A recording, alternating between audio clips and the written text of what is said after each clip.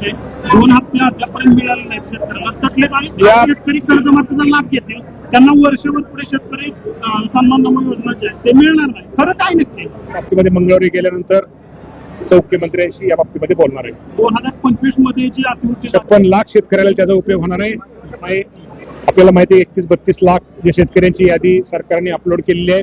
पहिली यादी 2 लाखाच्या आतली लागणार आहे, त्यानंतर 2 लाखाच्या वरची लागणार आहे, OTS आपण त्याला म्हणतो. तिसरी यादी प्रोत्साहनची लागणार आहे. त्यामुळे हा आता राज्यामध्ये आपण म्हणला त्याप्रमाणे काही ठिकाणी जास्त पाऊस झालेला आहे, काही ठिकाणी कमी झालेला आहे. परंतु पेरणीचा जर विचार केला, राज्यातले आपले जे उद्दिष्ट आहे ते पेरणीचं उद्दिष्ट माझ्या माहितीप्रमाणे 90% 90%च्या कमी जास्त प्रमाणामध्ये झालेलं आहे, पेरणी झालेली आहे.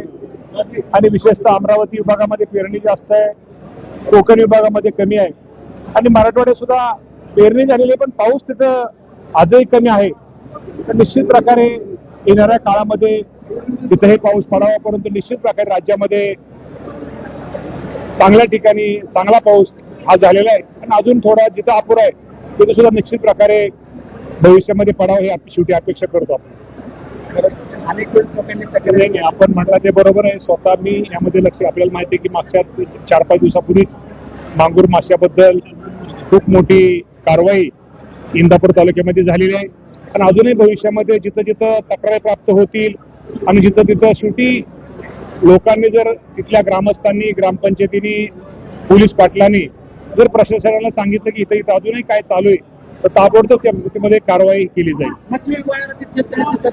मत्स्य विभागाचे आमचे अधिकारी इथे जाऊन तपासतात, पण त्यानंतरही त्यांच्या परस्पर पाठीमागे या गोष्टी होतात.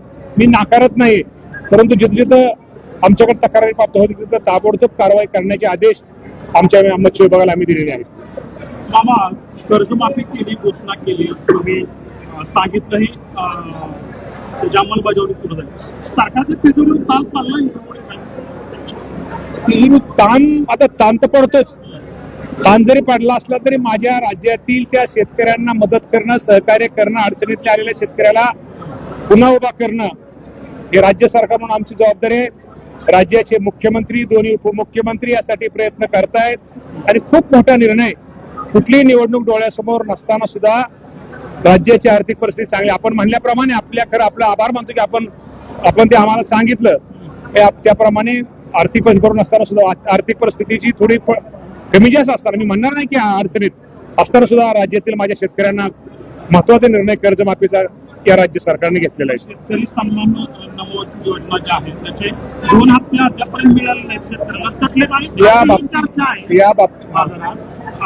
मार्केटमध्ये अशी चर्चा होती की जे शेतकरी कर्जमाफीचा लाभ घेतील त्यांना वर्षभर पुढे शेतकरी सन्मान नामा योजना जे आहे ते मिळणार नाही. खरं काय नक्की या बाबतीमध्ये निश्चित प्रकारे खरं सांगतो, ही सहकारी विभागाकडून डायरेक्ट ही नोट आम्ही आपल्या माध्यमातून आम्हाला हे समजलेलं आहे. या बाबतीमध्ये मंगळवारी गेल्यानंतर चौकशी करून या बाबतीमध्ये काय धोरण आखलं पाहिजे मी या बाबतीमध्ये राज्याच्या मुख्यमंत्र्यांशी या बाबतीमध्ये बोलणार आहे. 2025 मध्ये जी अतिवृष्टी झाली होती खरीपामध्ये आणि त्याच्यामध्ये जे नुकसान झालं त्याचा पीक विमा जो आहे तो आता धाराशिव भागात किंवा इतर ठिकाणी आता मिळायला लागलाय. पण परिस्थिती अशी झाली की 1130 रुपये पीक विमा भरला आणि दिले जातात पीक कंपन्यांना 800 रुपये 1000 रुपये. शेतकऱ्यांना नाही का? मी तुम्हाला प्रामाणिकपणे सांगतो, पीक विम्याच्या बाबतीमध्ये पूर्वी ट्रिगर वेगळ्या होत्या, आता ट्रिगर वेगळ्या आहेत. आता पीक कापणी प्रयोगावरतीच आता हे आपल्याला ही पीक विमा योजना गेल्या, कारण पाठीमागचे अनुभव हे थोडे काही मुख्यमंत्री महोदयांना थोडे काही त्यांना वाटलं होतं की बदल करणं, तेव्हा ते बदल केले. आणि यामध्ये जे शेतकरी यामध्ये त्या कंपनीच्या नियमाप्रमाणे बसतील त्या बाबतीमध्ये निश्चित प्रकारे त्यांना मदत केली जाईल. आपण जे म्हणतात त्याप्रमाणे काय फेड तपासणी या बाबतीमध्ये कलेक्टरना सांगितलं जाईल. जर असं कुठं शेतकऱ्यांना कमी जास्त पीक विमा मिळत असेल तर कलेक्टरने त्याप्रमाणे सूचना देऊन विमा कंपनीला परत एकदा त्या विमा कंपनीशी करून त्या बाबतीत शेतकऱ्याला कशी मदत होईल ही भूमिका आमची राहील. गुलाबराव पाटलांचं निमित्त कर्जफेड करणाऱ्यांना 50,000चं सानुग्रह अनुदान देखील सरकारनं दिलं. मात्र काही शेतकऱ्यांचं असं म्हणणं आहे की आम्ही गेले 10 वर्ष कर्ज घेतोय, फेडतोय 10 लाख रुपये सरकारचे आम्ही फेडलेत. 50,000 म्हणजे तुटपुंजे आमच्यावर अन्याय नाही का? आता तुटपुंजे म्हणजे शेवटी मदत तर केली पाहिजे. जो आता थकबाकीदार आहे त्याला मदत पहिल्यांदा केली पाहिजे आणि रेग्युलर भरणाऱ्याला पण आपण मदत करतो, त्यांनाही आपण वाऱ्यावर सोडलेलं नाही. त्यांची भावना असते, मी त्यांची भावना बरोबर चुकीची असं म्हणणार नाही, त्यांची भावना बरोबर आहे. परंतु या बाबतीमध्ये इथून पुढे त्या बाबतीमध्ये निश्चित प्रकारे शेतकऱ्याचं उत्पादन कसं वाढेल आणि त्याला उत्पन्नामध्ये त्याची कशी वाढ होईल हे आमच्या कृषी विभागाचा प्रयत्न राहणार आहे. सरकारनं याद्या जाहीर केल्यात, मात्र काही याद्यांमध्ये असं झालं की कर्ज ज्यादा आहे यादीत रक्कम कमी आली, काही ठिकाणी असं झालं की कर्ज कमी आणि यादीत रक्कम जास्त, काहींची नावच आली नाही. असं अजिबात होणार नाही. आपल्याला माहिती आहे 31-32 लाख जे शेतकऱ्यांची यादी सरकारने अपलोड केलेली आहे, त्यामध्ये शेतकऱ्यांची जी रक्कम बँकेला कळवली जरी कमी आली असली, वरची रक्कम ही बँकेने त्याला माफी द्यायची. तर आपल्या माध्यमातून मला शेतकऱ्यांना सांगायचंय, अजिबात काळजी करू नका. हेअरकट काय बँक काय बघू नका. तुम्ही समजा 1 लाख रुपये कर्ज घेतला असेल आणि जर तुमची यादीमध्ये 40,000 रुपये रक्कम आली असेल तर वरचे 60 रुपयाची माफी ती त्या बँकेने द्यायची. तसा बँकेचा आणि आमचा करार झालेला आहे. त्यामुळे त्यांनी काळजी करू नये. तुमचं 1 लाख रुपये तुम्हाला ही माफी मिळणार आहे आणि दुसऱ्या दिवशी तुम्हाला नवीन पीक कर्ज हे मिळणार आहे.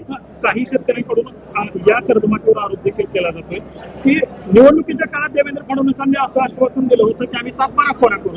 आता 7-12 जो आहे तो म्हणल्याप्रमाणे कोरा नाही दिला, माफी दिली सरकारनं, ते कौतुकास्पद आहे. पण फडणवीसांची घोषणा होती की आम्ही 7-12 कोरा करू. कृषीमंत्री काय सांगणार? नाही 7-12 कोरा करण्याची ही अडचणी काळाची मदत काय छोटी नाही.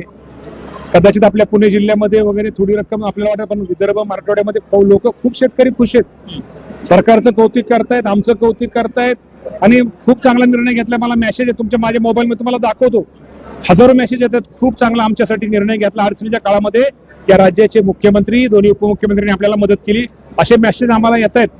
त्यामुळे निश्चित प्रकारे ठीक आहे.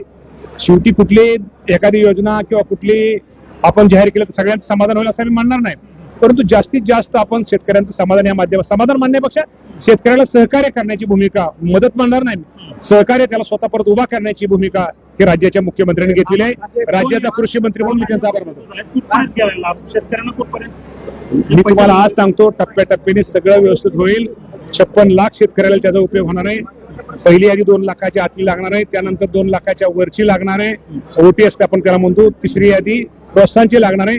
त्यामुळे हे आता प्रोसिजर सुरू राहणार आहे, वर्षभर प्रोसिजर सुरू राहणार आहे. त्यामुळे शेतकऱ्यांनी काळजी करू नये आणि पुढचं बँकेला व्याज आम्ही बँकेचं त्यांचं जे व्याज आहे 31 मार्च नंतरचं 1 एप्रिल नंतरचं व्याज हे त्या बँकांनी सोसायचं असं आम्ही शासनाने क्लिअर कट सगळ्या बँकांना सूचना दिलेल्या आहेत. मामा, कायदा हा सर्वांसाठी समान असतो, परंतु शासनाने आता HRT हा जी वाहनांच्या नंबर प्लेट साठी योजना किंवा धोरण राबवलेलं आहे त्याची तारीख संपलेली आहे. परंतु आपल्याच मंत्रिमंडळातील काही सहकार्यांच्या गाड्यांना अजूनपर्यंत HRSPA नंबर प्लेट बसवलेले नाहीत किंवा बऱ्याच जिल्हा परिषदेचे सदस्य असतील किंवा प्रतिनिधी, लोकप्रतिनिधी. कायदा सगळ्यांना सारखा आहे, त्यांनी त्या बसवाव्यात. परंतु त्या तारीख संपलेली आहे. त्यांनी ऐका ना, त्यांना जे बसवले नसतील त्यांना बसवायला सांगू.